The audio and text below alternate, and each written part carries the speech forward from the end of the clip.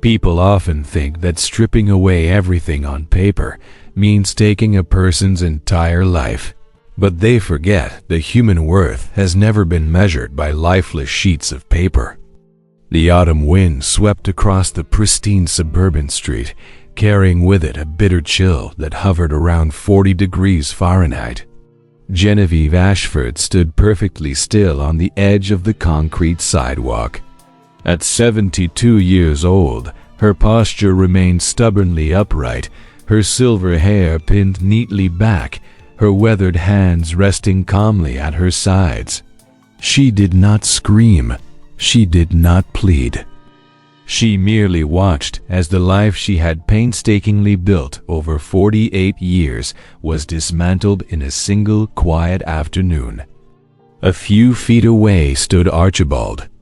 At 75, her husband of nearly 5 decades looked less like a man dismantling a family and more like a corporate executive closing a minor business deal. He wore a heavy, dark wool coat that absorbed the afternoon light, his crisp white collar stiff against his neck, his black leather shoes polished to a mirror shine. Behind him, parked on the 50-foot paved driveway, idled his gleaming black sedan.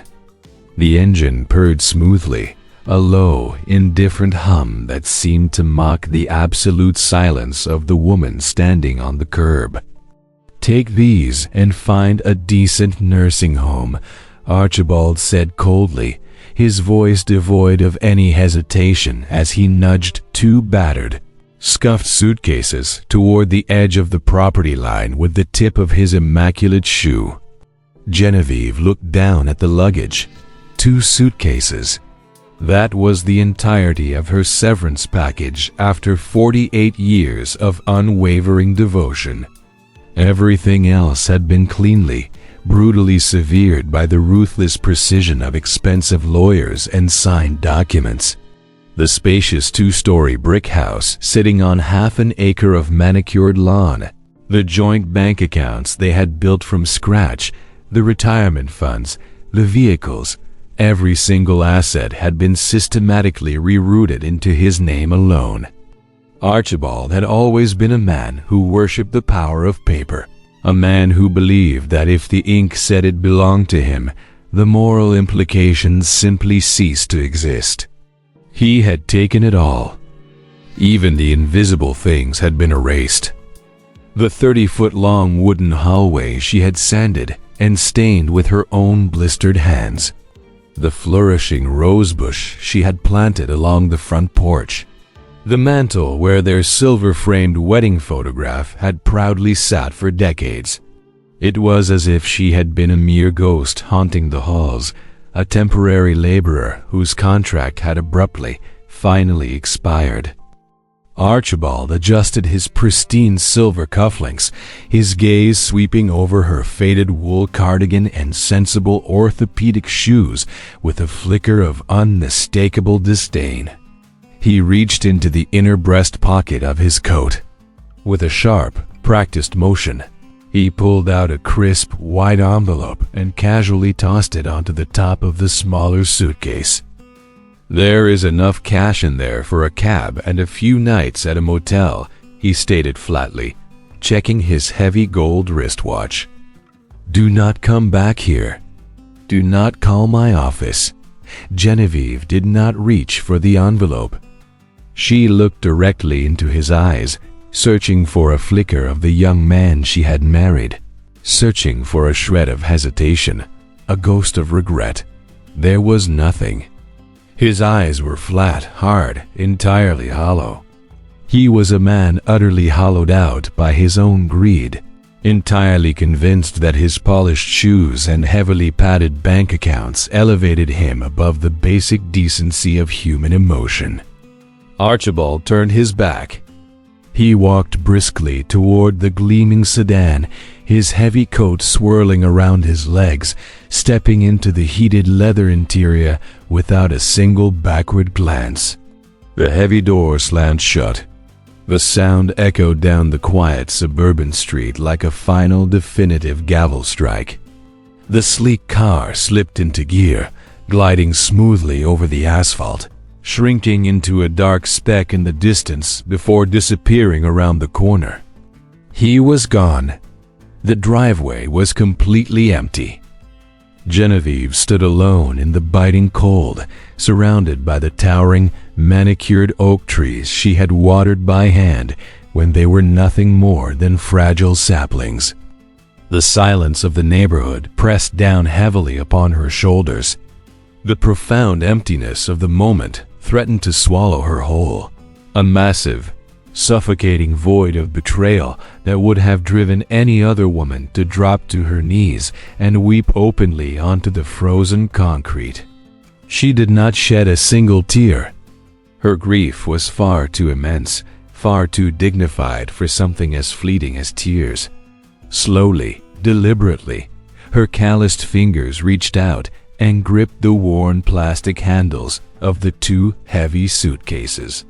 The weight of her entire existence strained her aching wrists, but she held firm, her jaw set, her breathing slow and measured.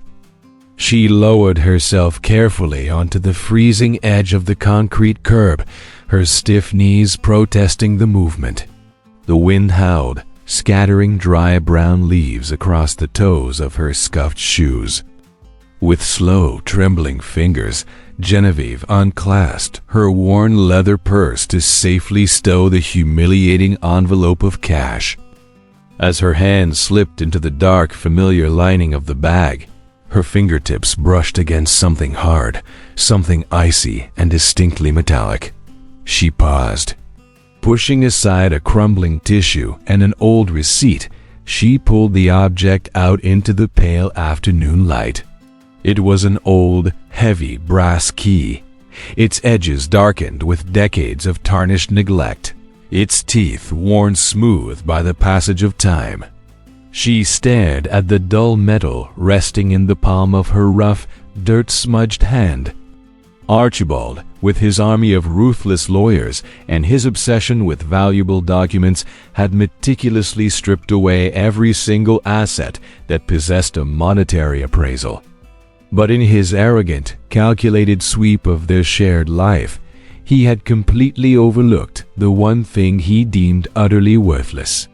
A forgotten key that was about to take her to a place the traitor had entirely forgotten. The rusted hound of an inner-city bus groaned against the steep, winding inclines of Pinecroft County, Ohio, carrying Genevieve Ashford nearly 50 miles away from the manicured, half-acre lawns of her former life. The air brake hissed a sharp, dismissive sigh as the heavy doors folded open to deposit her onto a desolate gravel shoulder.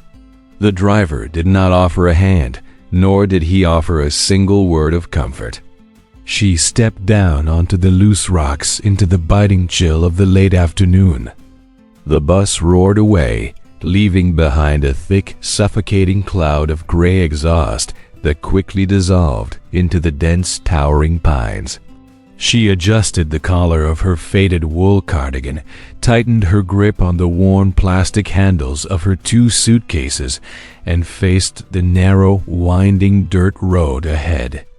It was just her, and the heavy silence. The hike was exactly 3 miles of punishing, unforgiving terrain. The neglected dirt path was heavily scattered with jagged pebbles, fallen pine cones, dead branches, and thick, gnarled tree roots that jutted out from the damp earth like the twisted, hardened fingers of the forest itself.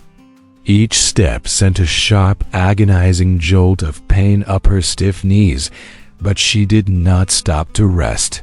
She dragged the heavy luggage over the uneven ground, her sensible orthopedic shoes caked in wet mud, her steady breaths forming small white clouds in the dropping temperatures.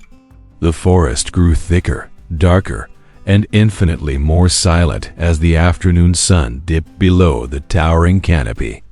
There were no polished sedans here. There were no paved, 50-foot driveways, no electric streetlights, no curious neighbors peeking through pristine silk curtains. She was utterly alone.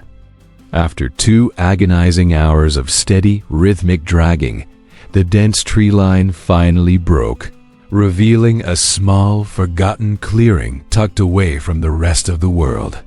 There it stood, the scrap of real estate Archibald had scoffed at during the brutal asset division, a piece of land so utterly devoid of commercial value that his expensive lawyers had casually tossed it out of their pristine legal documents. It was a dilapidated wooden cabin built by her late mother, Adelaide, left to rot in the damp, unforgiving isolation of the Ohio wilderness. Time and nature had been ruthless to the structure. The wooden roof shingles had blackened with severe water rot. The left corner of the front porch sagged dangerously toward the muddy earth, and thick, heavy blankets of damp green moss choked the rotting wooden handrails. It looked less like a home and more like a decaying, forgotten monument. Genevieve let go of the suitcases. They hit the damp, dead leaves with a dull, heavy thud. She stood completely still in the freezing wind, evaluating her grim reality with the cold, pragmatic calculation of a seasoned survivor. She was a 72-year-old woman stranded in the middle of a dense wilderness, entirely cut off from the civilized world, with nothing to her name but 2 battered bags of clothes and exactly $53.25 tucked inside a humiliating white envelope. She had no central heating, no running water, no telephone line, and absolutely no one coming down that 3-mile dirt road to save her. A weaker woman would have collapsed right there in the dirt. A weaker woman would have wailed endlessly into the indifferent, darkening forest. Genevieve merely inhaled the sharp, intoxicating scent of damp earth, decaying pine needles, and raw tree resin. The freezing air filled her lungs. She felt strangely alive. Slowly, she walked toward the sagging wooden structure, carefully navigating the rotting, unstable steps that groaned loudly under her modest weight. She pulled the heavy tarnished brass key from the deep pocket of her coat. The old metal was freezing against her calloused, blistered skin. She slid the rusted key into the ancient brass lock, applied steady pressure, and twisted it with a harsh, metallic click. She pushed her shoulder heavily against the warped, swollen wood. The thick door swung inward with a prolonged, agonizing shriek of rusted iron hinges.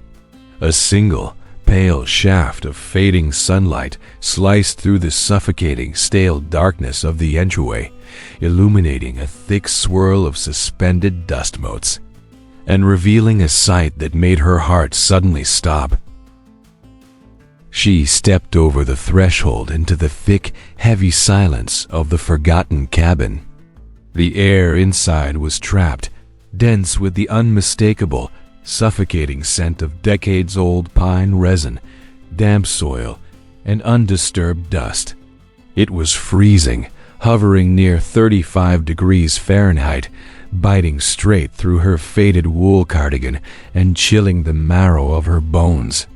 She did not flinch. She did not retreat. Genevieve left her 2 battered suitcases by the warped doorframe and began her slow, deliberate assessment of the ruined interior. To a man like Archibald, a man whose entire existence was validated by 7-figure bank statements, pristine silk ties, and the polished hoods of imported sedans, this place would have been a worthless, rotting graveyard. He would have seen only the thick cobwebs hanging from the ceiling, the thick layers of grime coating the floorboards, and the sheer, humiliating absence of luxury.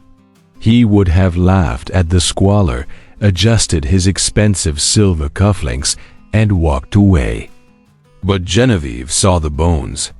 She ran her calloused, dirt-smudged hand along the edge of the heavy dining table that dominated the center of the main room. It was built from solid, 6-inch thick slabs of raw oak.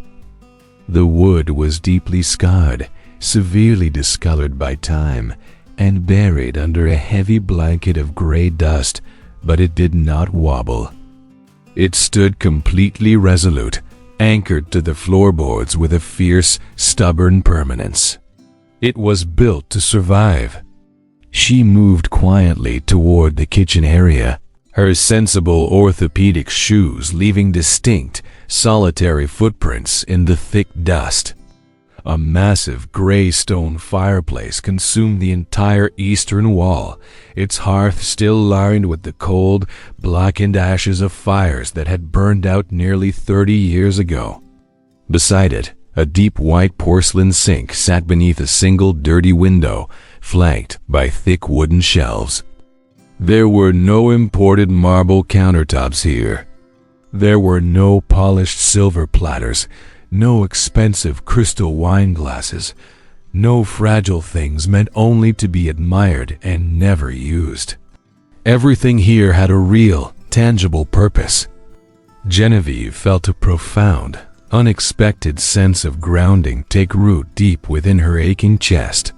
For 48 years, she had been a decorative fixture in a massive, sterile, half-acre estate, polishing floors she did not own, tending to gardens that could be signed away with a single stroke of an expensive fountain pen. She had lived in a mirage constructed entirely of legal documents and fragile egos. But here, amidst the freezing cold and the overwhelming decay, there was an absolute, undeniable honesty. The dirt was real. The cold was real. She rolled up her sleeves. She did not sit down to mourn the 50-foot paved driveway or the 2-story brick mansion she had lost. Instead, she knelt on the hard, freezing floorboards, her stiff knees screaming in protest, and began to clear the debris from the massive stone hearth. She gathered dry pine needles and broken twigs from the front porch, stacking them meticulously over the ancient blackened logs left behind by her mother. Her fingers were stiff, numb from the biting cold, but her movements were steady and precise. She struck a single fragile match. The tiny yellow flame flickered weakly in the freezing draft before catching the dry needles, blossoming into a steady crackling warmth that slowly began to push back the oppressive dampness of the room. Genevieve rose to her feet, her joints aching, her back throbbing with a dull, persistent pain that radiated down her spine. She walked to the deep porcelain sink, twisted the rusted metal faucet, and watched as a sputter of brown, muddy water coughed from the pipe before slowly clearing into a cold, steady stream. She filled an old, dented iron kettle. She set it heavily over the growing fire. As the water began to boil, sending thin, comforting wisps of steam into the freezing air, Genevieve walked slowly toward the back of the cabin. The narrow hallway was suffocatingly dark, smelling heavily of ancient cedar and trapped time. She pushed open the door to the single bedroom, her eyes adjusting to the dim, gray light filtering through the grime-caked window panes. The room was incredibly small, measuring barely 10 feet by 12 feet. A rusted iron bed frame sat pushed against the far wall, covered by a heavy, moth-eaten wool blanket. An old wooden wardrobe leaned slightly in the corner, its doors securely latched. It was a perfectly Spartan existence, devoid of any comfort, softness, or luxury. She walked toward the bed to assess the ancient mattress, pulling back the dusty wool blanket to inspect the worn fabric beneath. But as she moved across the cramped, shadowed room, her scuffed shoe brushed against something hard hidden beneath the edge of the heavy wardrobe. She paused. The cabin was dead silent, save for the distant crackle of the fireplace. Slowly, ignoring the sharp, burning ache in her lower back, she sank to her knees on the dusty floorboards.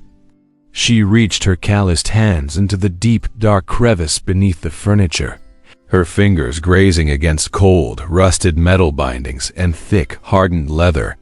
She gripped the cold metal handle tightly, bracing her boots against the floor, and pulled the heavy object out into the pale afternoon light. It was an old, heavy wooden chest, completely buried beneath decades of gray dust and forgotten history. The brass hinges were severely oxidized, the wooden lid scarred and deeply grooved by time. It held no paper money, no stock certificates, no legal deeds to manicured suburban lawns. Yet, staring down at the rusted lock, Genevieve felt a strange, electric tremor run through her exhausted hands, realizing she had just unearthed a hidden treasure that no arrogant appraiser in the world could ever possibly measure. The dawn arrived at 5:45 in the morning, a thin, icy sliver of gray light that cut through the pines and bled across the dusty floorboards of the cabin. Genevieve did not linger in the warmth of her threadbare blankets. She did not allow her 72-year-old bones the luxury of a slow awakening. She stood up. Her knees cracked like dry kindling in the silence. Her lower back felt as if a hot iron rod had been pressed against the vertebrae overnight. But she simply inhaled the cold air, wrapped her cardigan tight, and began. The work was not a choice. It was a necessity for survival, a silent, stoic war against the entropy of 30 years of neglect. She began with the windows. Using a bucket of well water and a handful of coarse rags torn from an old linen sheet, she scrubbed it. The grime was thick, a greasy layer of soot and pollen that had hardened into a translucent shell. She pushed her weight into the glass, her shoulders burning, her wrists aching from the repetitive, circular motion. Scrub, rinse, repeat. Slowly, the world outside began to reveal itself, not as a blurry, yellowed smear, but as a vibrant, sharp landscape of deep forest greens and the pale, shimmering blue of the Ohio sky. Next came the floor. Genevieve dropped to her hands and knees, a position she would occupy for the next 6 hours. She used a stiff bristled brush and a solution of lye soap she found in a jar under the sink. She scoured every square inch of the oak planks, digging the bristles into the deep grooves to extract the accumulated filth of decades. The physical toll was immense. By noon, the skin on her palms was raw and puckered. Her fingers were cramped into claws, and a dull, throbbing headache pulsed behind her eyes from the exertion. She did not stop. She thought of Archibald, sitting in his climate-controlled office, his hands soft and manicured, his only labor being the signing of a document that rendered a human being homeless. A surge of quiet, cold fire burned in her chest, fueling her through the fatigue. She was reclaiming this space. She was scrubbing away the smell of death and replacing it with the sharp, clean scent of lye and hard work. By the second day, she moved outside. The front porch was a death trap. The left corner had sagged nearly 12 inches into the soft, damp earth, the support beam rotting through from years of moisture. Genevieve stood before it, her hands on her hips, her breath hitching in the cold air. She was a woman of 7 decades, weighing barely 130 pounds. She could not lift a house, but she could dig. She spent 4 hours clearing the mud and rotted wood from beneath the footer, her shovel clanging against buried stones. She used a heavy fallen log as a makeshift lever, straining until the veins stood out on her neck, trying to gain even an inch of clearance. A heavy, rusted pickup truck rumbled to a stop on the dirt road, its engine a low, guttural growl that shattered the silence of the woods.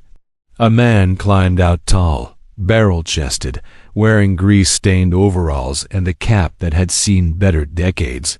He was a long-haul driver named Silas, a man who looked like he had been carved out of the very oak trees surrounding them. "You're going to break your back, ma'am," he said, his voice a low rumble. Genevieve didn't look up from her shovel. "My back is already broken, Silas. I'm just putting it to use." The man watched her for a long minute. He saw the way she didn't complain, the way she didn't ask for pity, the way her hands gripped the shovel with a strength that had nothing to do with muscle and everything to do with spirit. He didn't say another word. He simply walked to the back of his truck, grabbed a heavy-duty hydraulic jack and a stack of pressure-treated timber offcuts, and spent the next 3 hours in the mud alongside her. He jacked the porch up, inch by grueling inch, until it sat level with the horizon. He hammered in the new supports with thunderous, rhythmic strikes that echoed through the valley. When he finished, Genevieve offered him a glass of cold well water. "I can't pay you," she said simply. Silas wiped the sweat and grease from his forehead with a rag. He looked at the cabin, then back at the small, fierce woman standing before him. "You already did. Most people around here just wait for things to fall down. Nice to see someone trying to keep him standing." He tipped his cap and drove away. Genevieve was alone again. But the porch was straight. The third day was for the earth. Behind the cabin lay a small, rectangular plot of land that had once been a kitchen garden. It was now a chaotic tangle of waist-high weeds, thorny blackberry brambles, and invasive vines that choked the life out of the soil. She attacked the brambles with a rusted sickle she had sharpened on a stone. The thorns tore at her forearms, leaving thin red lines that stung when the sweat hit them. She didn't wear gloves. She wanted to feel the soil, to feel the resistance of the roots. She cleared 10 square feet, then 20, then 50. Her knees were now permanently bruised, a deep, dark purple that looked like a stormy sky. Every time she stood up, she had to pause for 10 seconds to let the world stop spinning. She was exhausted. She was starving. But she was building something Archibald could never understand, a life that was not a gift from a bank, but a trophy won through agony. In the late afternoon, as the sun began to cast long, skeletal shadows across the clearing, a woman appeared at the edge of the dirt path.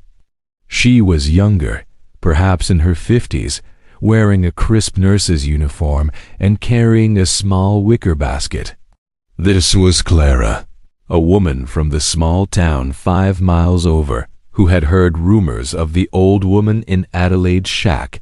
"I brought some bread and some seedlings," Clara said, her voice hesitant as she took in Genevieve's mud-splattered appearance. "I thought you might need some help with the planting." Genevieve looked at the small green starts-time, rosemary, and tiny tomato vines. She looked at her own hands, caked in black Ohio dirt, the fingernails broken and stained.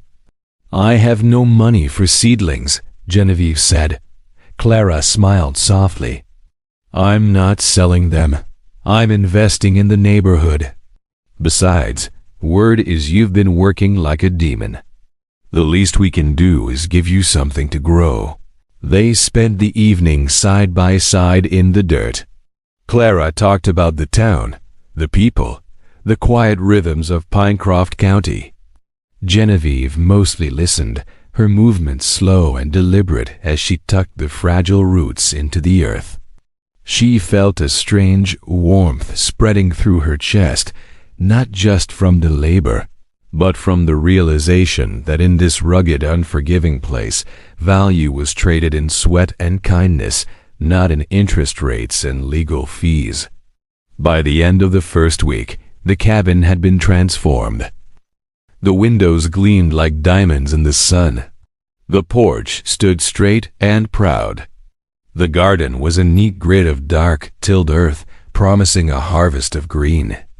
Inside, the oak table shone with oil, and the stone hearth provided a steady, comforting warmth that filled every corner of the small home. Genevieve sat at that table on the 7th night. Her body was a map of pain. Her hands were twice as thick as they had been a week ago, swollen from the labor. Her joints throbbed in time with her heartbeat. She was tired. She was aged. But she was not broken. She reached for the heavy wooden chest she had pulled from beneath the wardrobe. It sat on the table now, cleaned of its dust, the brass fittings glowing in the firelight. The sweat she had poured into the land had given her the right to open it. She took the small iron key she had found taped to the bottom of the chest and slid it into the lock. It turned with a smooth, oily click. The lid creaked open. Inside were not gold coins. There were no bundles of $100 bills. Instead, there were dozens of small hand-bound notebooks, their covers made of faded floral fabric and worn leather. Genevieve picked one up. The paper was yellowed, smelling of dried lavender and old ink. She opened the first page. The handwriting was elegant, a flowing script that she recognized instantly as her mother's. The first line read, "For the woman who knows that the finest things are grown, not bought." Genevieve's breath caught in her throat. As she turned the pages, she saw meticulously detailed recipes for herbal tinctures, instructions for preserving wild berries, and the secret proportions for a plum jam that her mother used to say could cure a broken heart. There were sketches of plants, notes on the lunar cycles for planting, and philosophies on how to endure a winter when the world felt cold and empty. The giants of the industry, the Archibalds of the world, would have seen these as the ramblings of a peasant woman. Genevieve saw a blueprint for an empire. The sweat she had shed over the last 7 days had been the price of admission. The dirt under her fingernails was the ink. The strength she had found in her 72-year-old bones was the foundation. But these notebooks, these were the crown jewels. She realized then that the real power of the cabin wasn't the wood or the land. It was the legacy of knowledge that had been waiting for a woman strong enough to claim it. The source of her power was finally in her hands. The world thought she was a discarded old woman living in a pile of rot.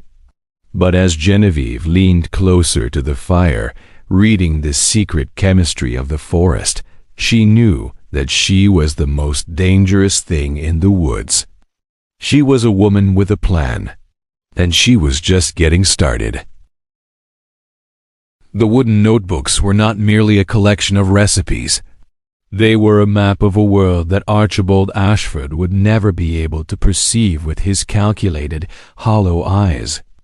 Genevieve sat at the oak table, the oil lamp casting a warm amber glow that danced across the yellowed pages of the first volume. Outside, the Ohio wind howled through the pines, but inside, the air was thick with the scent of possibility. She traced the elegant, sweeping handwriting of her mother, Adelaide, a woman who had known how to turn a handful of wild roots into a tonic for the soul. These pages contained the secrets of the earth. There were precise instructions for the distillation of peppermint oil, the exact timing for harvesting elderberries under a waning moon, and the sacred ratios for a wild plum jam that required 3 days of slow, patient simmering. Adelaide had written about the healing properties of the forest as if she were documenting the anatomy of a god. She spoke of how a single ounce of dried yarrow could stanch a wound, and how the bark of a willow tree, stripped in the early spring, could cool a fever of 103 degrees Fahrenheit. It was a treasure trove of forgotten wisdom. Genevieve did not sleep that night. She read until the oil in her lamp burned low, her mind igniting with a clarity she had not felt in 48 years of marriage. She realized that while Archibald had spent his life accumulating paper that represented wealth, her mother had spent her life accumulating knowledge that represented life itself. One was a cage. The other was a key. The next morning, Genevieve began her harvest. She walked deep into the surrounding acres, her feet finding the paths described in the sketches. She gathered 2 gallons of wild blueberries from a hidden thicket. She harvested armfuls of wild lavender and fragrant lemon balm from the edge of the clearing. Her back ached, her knees were stiff, and her fingers were stained a deep, indelible purple, but she felt a strange, surging power in every movement. She was no longer just a woman cleaning a shack. She was a chemist of the wilderness. She spent the next 4 days in a fever of stoic labor. The cabin transformed into a workshop of alchemy.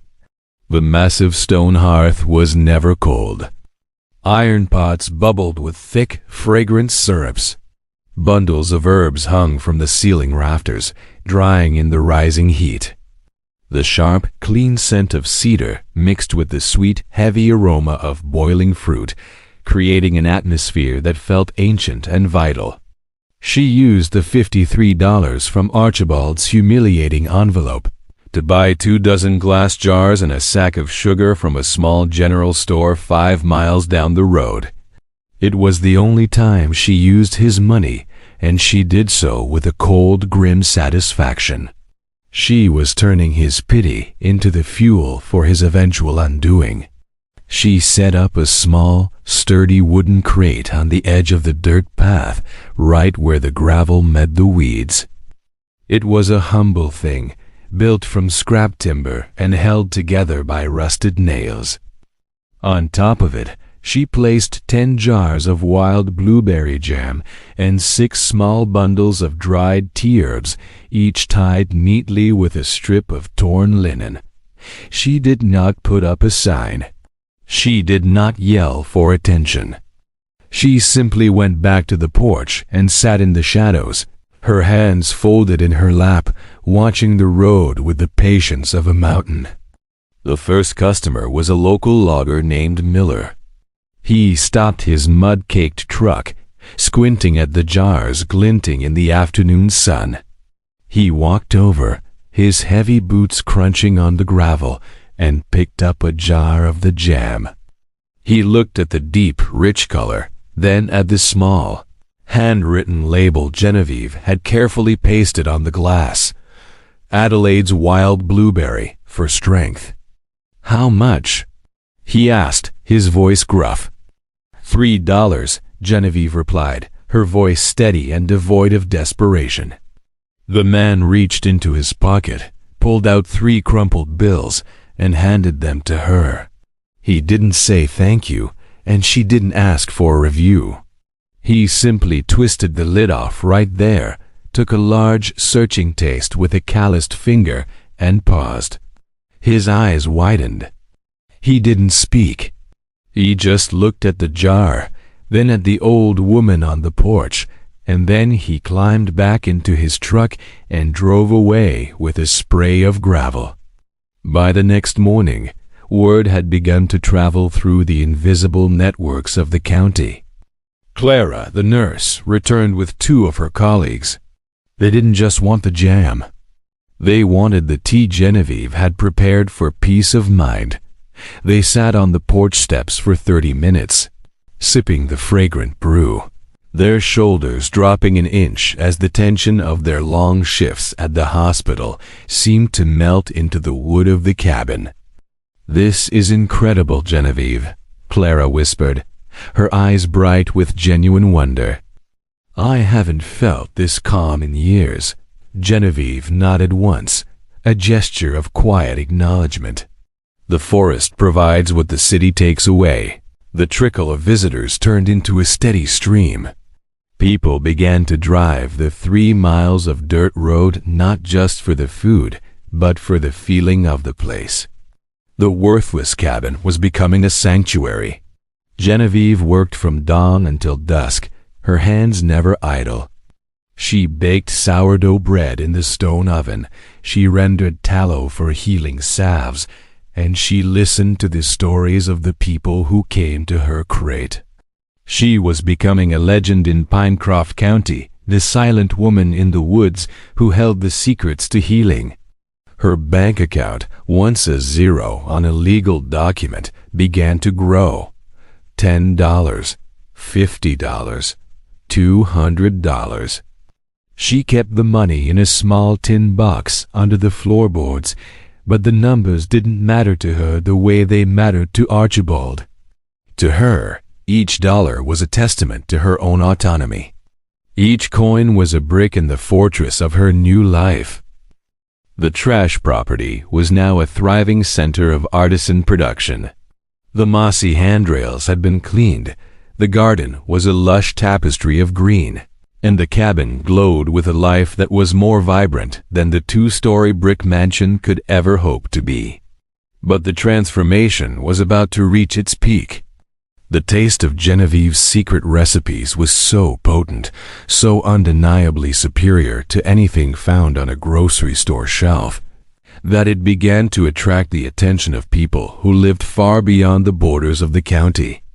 The humble wooden crate on the edge of the dirt path was about to be visited by a man who would change everything. The dust on the 3-mile road no longer had time to settle. What had once been a forgotten, overgrown path through the pines was now a destination for those seeking something the modern world had long ago discarded. They came from the neighboring towns of Pinecroft and Oak Haven, and eventually they came from the cities 50 miles away.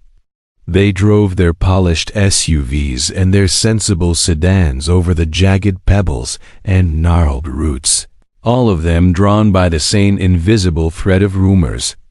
They came for the bread. They came for the peace. Genevieve remained unchanged. She did not buy new clothes with the growing stack of bills in her tin box. She still wore her faded wool cardigan, her sensible orthopedic shoes caked in the black Ohio dirt, and her silver hair pinned back with the same utilitarian precision. She was a woman of 72 years who had found her center in the labor of her hands. The valuation of her life was no longer determined by a lawyer. One Tuesday afternoon, a long, slate-gray luxury vehicle navigated the narrow road with agonizing caution. A man stepped out, his movements stiff and formal. He was Julian Thorne, the owner of one of the most prestigious farm-to-table restaurants in the state, a man who spent his life appraising the finest flavors in the country. He walked toward the small wooden crate, his eyes sweeping over the sagging porch and the meticulously tended garden. He picked up a jar of the wild blueberry jam. He held it up to the afternoon light, watching the way the deep purple fruit clung to the glass. He did not ask for a sample. He knew. "I heard a whisper about a woman in the woods who had found Adelaide's secrets," Julian said, his voice quiet, filled with a rare, genuine reverence. "I thought it was just a ghost story." Genevieve wiped her hands on her apron. "Knowledge is never a ghost, Mr. Thorne. It just waits for someone to do the work." The man looked at her, really looked at her, seeing the bruises on her knees and the strength in her shoulders. He saw a woman who had been discarded like trash and had turned that trash into a sanctuary of excellence. "I want 20 jars of the wild blueberry," he said firmly, "and 20 jars of the plum. I want every loaf of sourdough you can bake by Friday. Name your price." Genevieve did not blink. "The price is the same for you as it is for the loggers, Mr. Thorne. $3 for the jam. $5 for the bread. The man stared at her in stunned silence. He was used to the ego of the city, the inflated prices of the artisanal markets, the greed that usually accompanied talent. But standing before this 72-year-old woman, he realized he was in the presence of something far more valuable than a brand. He was looking at dignity. "You are sitting on a gold mine," he whispered. "No," Genevieve replied calmly. "I am sitting on a home." The news of the contract with Julian Thorne spread through the county like a wildfire in a dry season. The worthless scrap of land that Archibald had tossed away was suddenly the most talked about property in the region. It wasn't because of the square footage or the tax bracket. It was because Genevieve had established a valuation that the market could not touch, a valuation based on the absolute recognition of her own worth. She was no longer a victim of a divorce. She was the master of an empire. The silence of the woods was her music. The ache in her joints was her medal of honor. She had built a life from the rot, and the world was finally noticing. And far away, in a sterile brick mansion on a half-acre lot, a man was beginning to realize that he had kept the paper, but he had lost the power. The rumor of her success traveled fast. It traveled all the way to a pair of hollow, greedy eyes. The afternoon sun hung low over the towering pines, casting long, skeletal shadows across the clearing where the cabin stood like a fortress of quiet industry. Genevieve was in the garden, her knees pressed into the damp, dark earth as she harvested the last of the seasonal herbs.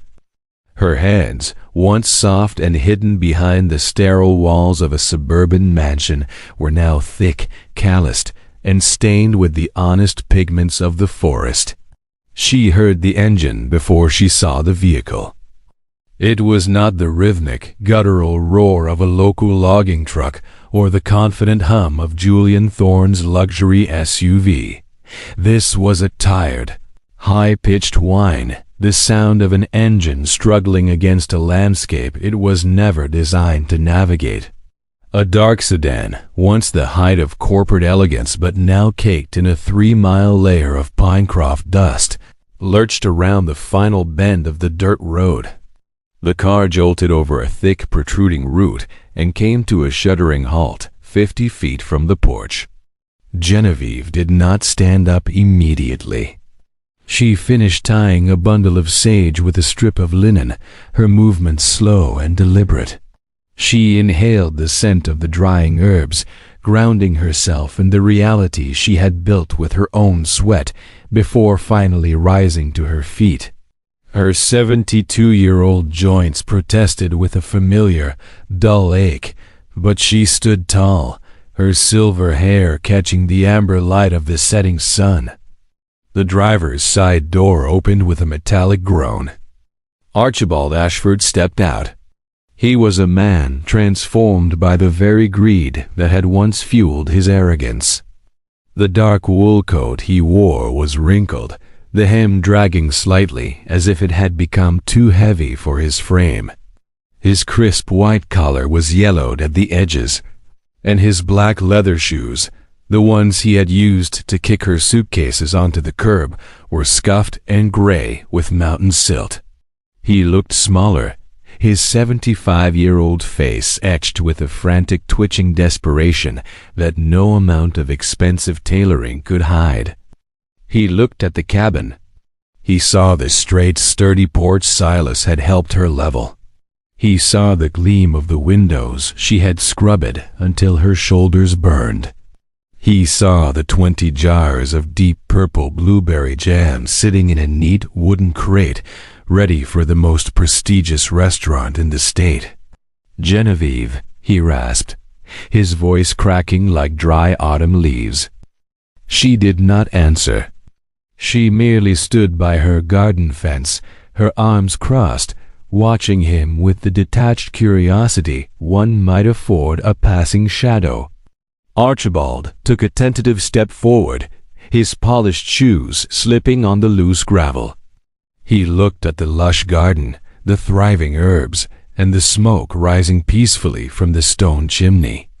He looked at the woman he had discarded 48 years of history with, and for the first time in his life, he looked truly afraid. "The house is gone, Genevieve," he stammered, his eyes darting toward the porch as if seeking an invitation that wasn't coming. "The taxes, the repairs on the plumbing. The market took a turn I didn't see coming. I had to sell the sedan. I'm driving a lease now. A cheap, plastic lease." He let out a short, hysterical laugh that died quickly in the vast, indifferent silence of the woods. "I thought I had planned for everything," he continued, his voice rising in pitch. "But the city is a parasite. It eats money. It eats peace." I went back to the brick house and realized I was sitting in a tomb of expensive papers. I have nothing left but a few $1,000s and a storage unit full of furniture I can't sit on. He reached out a hand, his fingers trembling. "You look well," he whispered, his gaze lingering on the vibrant life of the clearing. "This place. It's worth a fortune now. I heard the rumors in the city. They're calling you the healer of Pinecroft. I figured, after 48 years, perhaps we could find a way to make this work. We could expand. I could handle the books. We could turn this shack into a real estate gold mine." The silence that followed was absolute. Genevieve stepped forward, her boots crunching firmly on the earth. She walked until she was only 5 feet away from him, close enough to see the sweat beads on his upper lip and the hollow, pathetic hunger in his eyes. "You haven't changed, Archibald," she said, her voice a calm, steady blade that cut through his frantic energy. "I'm trying to apologize." He cried out, his face reddening. "No," she replied softly. "You are trying to find a new host. You spent 48 years convinced that life was something you could own if you just had the right signature on the right piece of paper. You took the house. You took the bank accounts. You took the cars and the half-acre lot." She gestured with a calloused hand toward the cabin behind her. "You took everything that had a price tag," she said. "But you forgot to check if any of it had a soul." Archibald flinched as if she had struck him. "I built this with these hands," Genevieve continued, holding her rough, stained palms out for him to see. "I scrubbed the rot out of the wood while you were signing deeds. I bled into the soil while you were counting interest rates. I stayed silent while you were shouting about your legacy. And now you come here, dragging your failure behind you, looking for a way to put your name on my labor? We are still married on paper." He hissed, a flash of his old venom returning. "The paper is all you ever had," Genevieve said. "And as you've discovered, paper burns quite easily." She turned her back on him. It was the most devastating thing she could have done. She did not scream. She did not list his sins. She simply ceased to acknowledge his existence. She walked toward the porch, picked up a heavy jar of jam, and held it up to the fading light. "Get in your car, Archibald," she said, not looking back. "The road back to the city is long, and the sun is setting. You wouldn't want to be caught in the dark out here. You don't have the stomach for the shadows. You can't do this." He shrieked, his voice echoing pathetically against the trees. "I gave you 48 years. "No," she said, her voice carrying a final, crushing weight. "I gave you 48 years. You just took them. And now I'm taking the rest for myself." Archibald stood in the dust, his shoulders sagging, his expensive coat looking like a shroud. He looked at the cabin, the warm, glowing heart of a life he could never understand, and realized that he was a ghost in a world of living things. He was the one who was truly homeless. He turned. He climbed back into the dusty, vibrating sedan. The engine turned over with a pathetic, grinding struggle before finally catching. He backed away slowly, the tires spinning in the loose gravel, sending a cloud of gray grit over the edges of the garden. Genevieve watched from the porch as the red taillights disappeared into the darkening pines. The silence returned. It was a heavy, majestic silence, the silence of a debt finally paid in full. She felt the weight lift from her chest, a physical sensation of release that made the cool evening air feel like silk against her skin. The traitor was gone, and he had taken his hollow world with him. Karma had not come in the form of a lightning bolt. It had come in the form of a simple, undeniable truth. A man who values only what can be stolen will eventually find himself with nothing worth keeping. Genevieve took a deep breath. She picked up her basket of sage and walked back toward the kitchen, the wooden floorboards humming a welcome under her feet. The heavy, rusted latch clicked into place with a definitive metallic finality. The silence of the woods rushed back in to fill the void left by Archibald's departure, a vast and ancient quiet that seemed to scrub the very air of his desperate, hollow presence. Genevieve stood by the window for a long moment, watching the dust mote settle back onto the floorboards in the fading amber light of the Ohio evening.